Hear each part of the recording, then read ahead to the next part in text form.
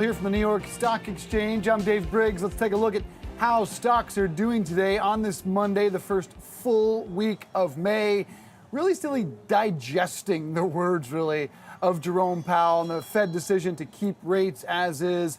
And we'll be watching all week as various Fed officials do speak throughout the week and offer clues that perhaps could a rate cut be coming this summer? Will it be further off? Is there any chance for what could lead to a potential hike?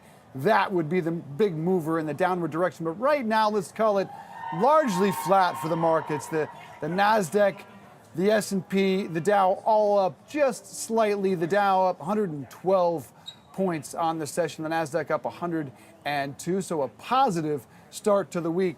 Nice to see that, to say the least, certainly for the housing market. Now, that's something we've talked a lot about here on Cheddar. And for most, the housing market remains a far-reaching goal with high mortgage rates, low inventory. Could it be time to consider a tiny home? I had a chance to chat this week with more on co-founder and CEO of Anchored Tiny Homes, Colton Paulus. Take a look.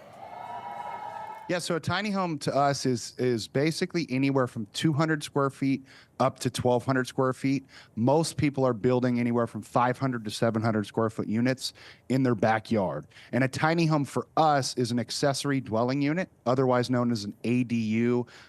The common term is a granny flat, mother-in-law quarters, or a backyard home. So how is this a solution for housing affordability and shortages nationwide? I just think we have such a lack of inventory, right? You just talked about it. There's anywhere, depending on the article that you read, 7 to 12 million homes that need to be built. So we're just going to have an all hands on deck solution, and ADUs is a way to really help that solution. We need to add housing inventory, and I think when you really think about it, building ADUs is a way to easily add housing inventory on existing single family homes, right? You don't have to go find new land to build new apartments or new homes. You just can add housing inventory to the existing homes.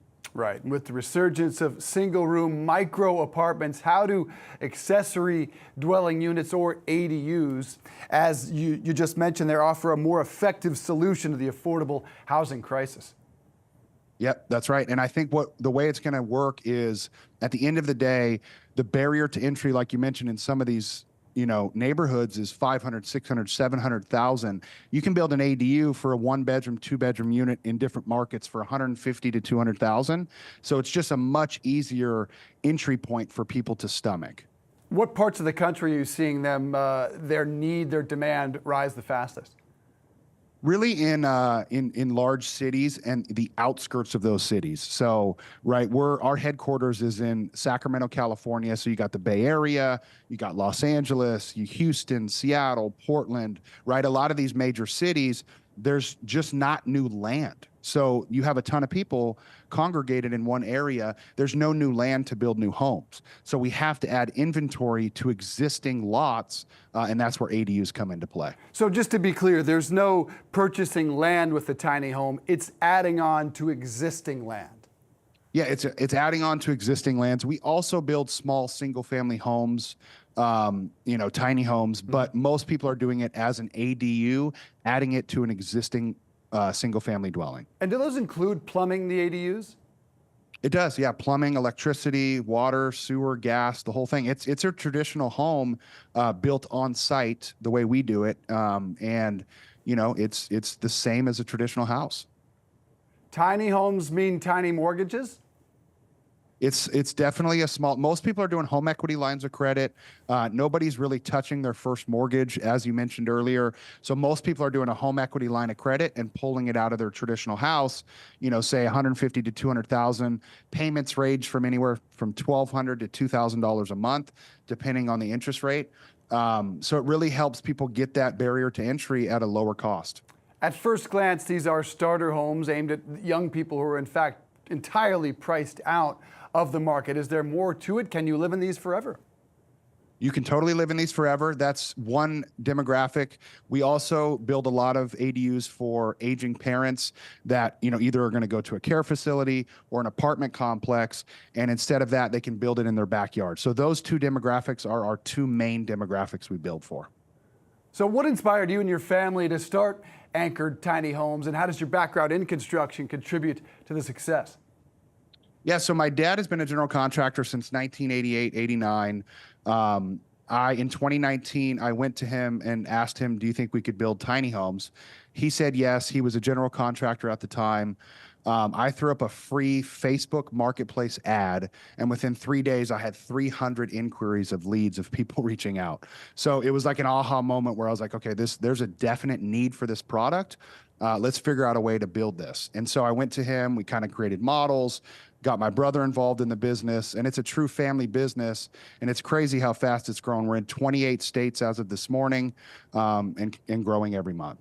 I'm just curious, if someone like myself has a yard now that their kids are grown and don't use, what are the barriers to putting up a tiny home? Is it really rely on local rules and regulations, or can almost anyone do this if they have extra space? It does rely on local rules and regulations. So there's 9 states across the country that have approved it at the statewide level. The other 41 states are local jurisdictions, kind of control the narrative. So there are some that do not approve ADUs. Obviously, we're pushing for it nationwide. I think it's a major way we can solve this housing crisis. And there's some pushback in some of these cities and counties, but most cities and counties are understanding that we don't have enough housing inventory, and we have to figure out a way to do that. So I think we're getting there. We're on the right path. We just need more legislation on the statewide level to pass these laws. We talked about the housing crisis. Could it be a solution for the homelessness crisis?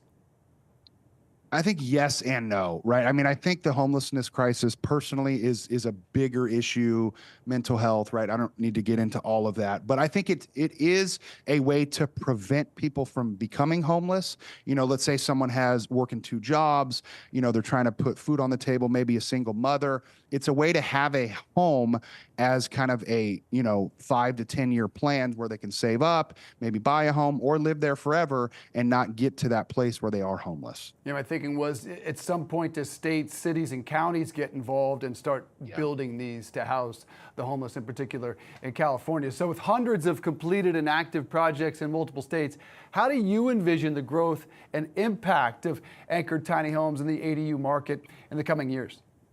Yeah, so we're really a mission-driven company. So we want to provide housing and really help solve the housing crisis. So I think our goal is to be in every major city across this country.